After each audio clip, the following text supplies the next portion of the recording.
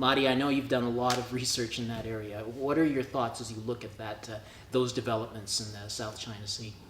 Well, I'd like to start off by saying that the situation is not black and white. Maybe that's a very simplistic way to start off, because the Chinese are being demonized. They're not at fault with many of the allegations being brought about against them. They're not guilty of those allegations. They are not totally clear either. There are nuances, I'd have to say. I want to start off by saying that, first of all, the issue of the South China Sea is politicized. If you look at the ownership, the legal issues, the geographic dimension, the geographic definitions, there's legal definitions involved here, it's much more complicated. First of all, we have to look back to at the Philippines as an American territory. The Spanish-American War, the Philippines was surrendered through the Treaty of Paris to the United States of America, as well as Puerto Rico, Cuba. The Spanish lost these possessions. So the Philippines turned from a Spanish colony to an American colony. This is very important because within the conditions of surrender of the transfer of the Philippines, there was geographic boundaries. The South China Sea, the islands there, are not within those geographic boundaries. That's the first thing you have to take note of. The second thing you have to take note of is that when the Japanese annexed Taiwan, in the process, when the Japanese Empire annexed Taiwan, they took certain islands in the South China Sea. When they took these islands from the Chinese, they said this is part of the province of Taiwan, more or less. They said Japanese who took these islands recognized the islands as Chinese territory in the South China Sea. The only countries that protested, aside from China, was France. And the reason was France said these were part of Vietnam. So the Vietnamese legal claim is based on the claim that this was part of Vietnamese territory, and the Chinese had their claim. There was the United States, the State Department did not say anything about the issue. And in fact, when the Japanese surrendered, and there's a treaty that the United States helped broker between the Philippines and the Republic of China, which is now Taiwan, between the Republic of China, which is Taiwan, and Japan, when that treaty was negotiated, those islands are, several, not all of them, are mentioned as being returned to China. And at the time, this was the nationalists. So there's this legal background. Where the Chinese are playing around is, we might critique the Chinese on the issue of the definitions of these land formations, rocks. The Chinese claim that some of them are different legal definitions. Basically, it's not a low altitude, it's not a low elevation, it's not a rock. The reason for that is because of the issue of adjacent waters and exclusive economic zone. So the Chinese want to claim as much as they can, and this is where the Philippines took them to court. That's what the court case was about. It wasn't about ownership. It was on the definitions, the geo-legal definitions of what those islands are. But to understand the Chinese position of why the Chinese are pushing for their interpretation of the geo-legal definitions of these islands is because the Chinese have security interests. First of all, the South China Sea is a very important lifeline for Chinese trade and energy supplies. It always has been. The Pentagon actually is the one that coins the term string of pearls. It means Chinese bases in the Indian Ocean and West Pacific. The Chinese are setting up these string of pearls to protect their routes, the trade routes like the Maritime Silk Road, which is coming into fruition, and the energy corridors, aside from the land ones they're building now with Russia, Kazakhstan, and Central Asia.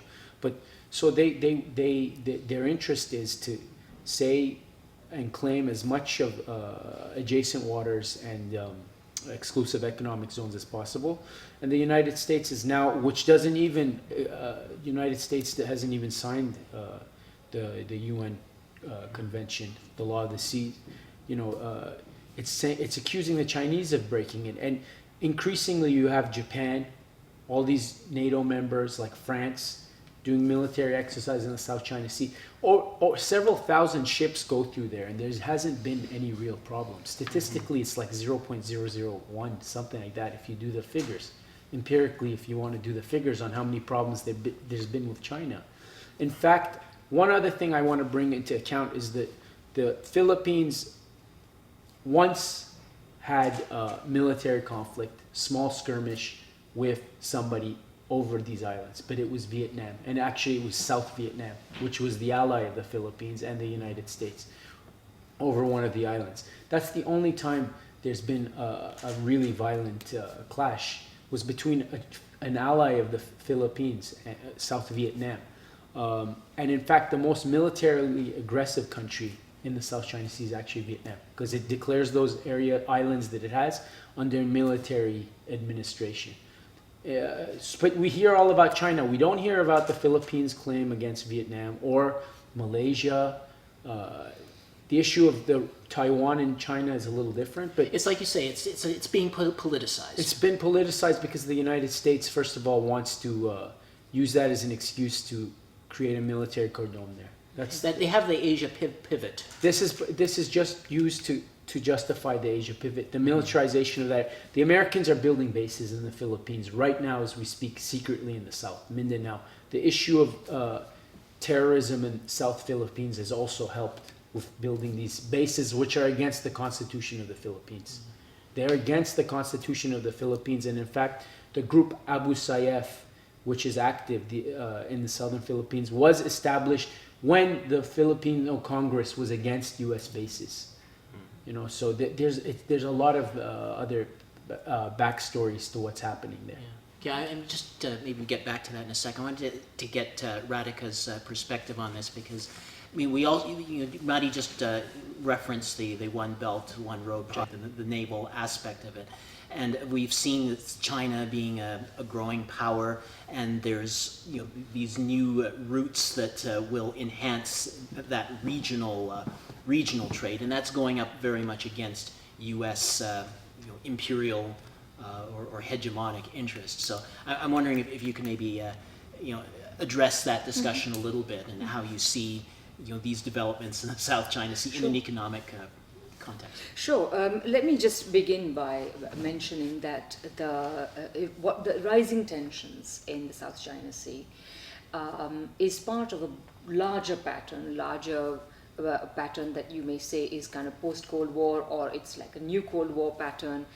Although I would also like to suggest that this has a much older provenance, in the sense that there is a certain dynamic of American actions over the last century or more, which explains all of this.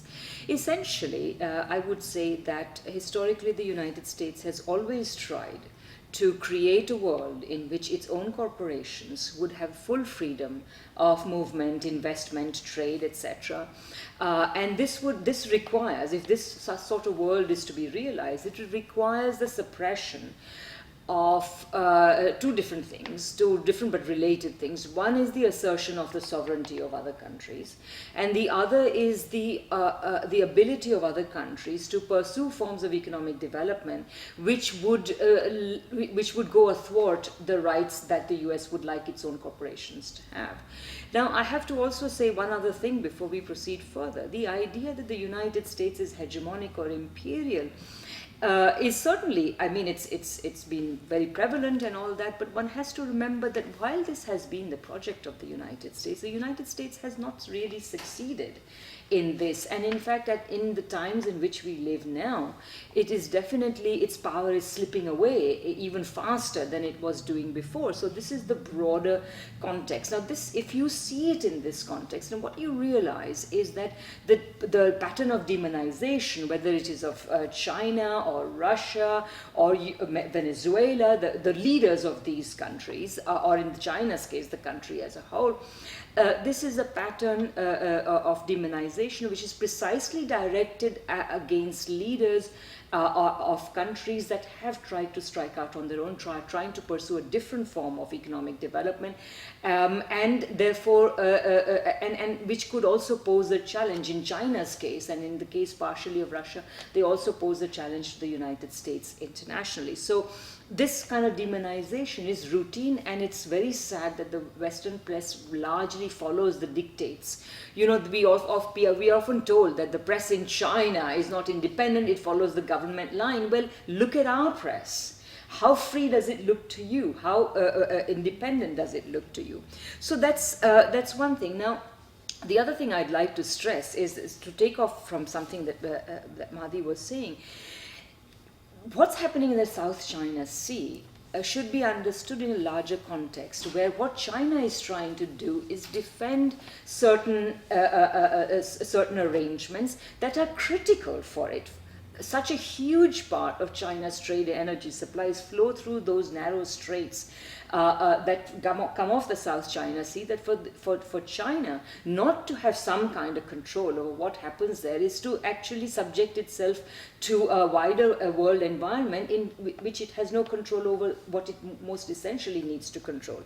By contrast, the United States has a perception of its security interests, what you may call the forward security interests, where it needs to fight wars and raise tensions thousands of miles away from its own borders. So the United States thinks it's perfectly legitimate for it to say its interests are being violated in the Middle East or in China or in Ukraine, which are thousands of miles away from where the US is, whereas Russia or China are defending their own interests within their own neighborhoods. This is what's happening. I'd also like to say a few other things that also put it in the context. We talked about the pivot to Asia. This was certainly part of Obama's policy. It was part of a policy in which it was the Obama administration's response to the realization that China's economic strength and therefore naturally its geopolitical and other strengths were rising, that the Chinese government was never going to be a kind of easy they were never going to simply kowtow to American interests and the American line. So this was an independent power which they could not really allow, in a sense. And so the pivot to Asia was part of a military as well as commercial strategy to try to project American interests in that area. Now, the economic part of the strategy lies in tatters. The TPP is dead. In fact, even before the Trump administration finally said we are closing this whole initiative, in fact, it was not really, the TPP was not really such a powerful force against China. And there's one very, very simple reason. There's a new book that's coming out, the first one in our Geopolitical Economy book series, which is about China and its neighborhood and the new Cold War between the US and China. And what it shows very definitively, it's by Jude Woodward, who is a British scholar. What Jude shows in this book is that what you see when you examine China's neighborhood is that even countries that can occasionally be provoked by Western interests, particularly the United States, into taking some stances in opposition to China, actually are becoming so deeply integrated into the regional political economy, which is dominated by China, that they cannot in any systematic and sustained fashion and should not go against. And China is not an imperial power. China is simply creating a largely benign economic environment of dynamic economic growth in which these countries would be foolish not to participate. So that's the larger context. The economic strategy lies in tatters. So now what the US has remaining as the only option is to try and increase tensions between some of its traditional allies, such as the United States, or the Philippines is now tottering. Perhaps Mahdi will say a little bit more about how he sees Duterte's and what exactly is the underlying pattern of Duterte's policies. But there's always Vietnam and so on. But in general, I would say that this ability to provoke tensions is not going to be very successful. I mean, take the example of Taiwan. Well, I think if you look at right now, I mean, even just, it seems as if the way the response, by, the players like Russia and China as the United States moves forward, it seems to be, the reaction seems to be growing cohesion between Russia and China and Iran. Exactly. And in fact, in many ways, the Americans are driving these countries together. The most recent country that it has driven in that direction is Turkey, which has, historically been an American ally, but given the manner in which the Americans have essentially reacted to certain key initiatives by the Erdogan regime, and it would seem also participated in an attempt to destabilize that government, it would seem that Turkey is going to go in that direction as well. So, so what the United States would love to do is to divorce China from the ever closer embrace in which it is coming with its own neighbors, but this is not going to be particularly successful. And one final point I'd like to make is that in this context, especially with the Trump administration going out of its way to alienate its European allies, it would seem that Europe is also standing at a kind of crossroads, where Europe's own reaction to the Ukraine crisis and other flashpoints has been relatively independent, and every so often the United States tries to cow Europe into agreeing to it. But remember, if there were to be a war in these theaters, Europe would be very directly affected. The European economy is also reliant on Russian energy supplies and so on. So they have a direct interest in not antagonizing the Russians to such an extent, even though they are capitalist countries and they may not, or they may have differences with Russia.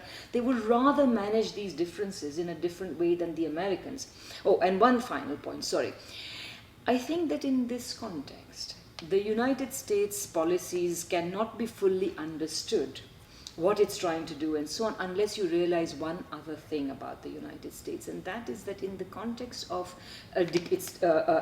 still a malingering economy, the American military-industrial complex is a very powerful entity, both in terms of its importance as in economic importance, as as a share of the product of U.S. GDP and U.S. exports in particular, but in another sense, in the extent of its political influence. I think that in many ways, the belligerence that you have seen in the United States, much of which has not resulted in any net gains for U.S. or its corporations, except in the sense that they create a lot of money for American defense corporations. The military industrial media complex. Yes, and so you have to also understand that a good part of what's happening in the United States and a good part of American policy making cannot be understood unless you understand that there is a kind of military industrial complex tail wagging the American policy and economic dog.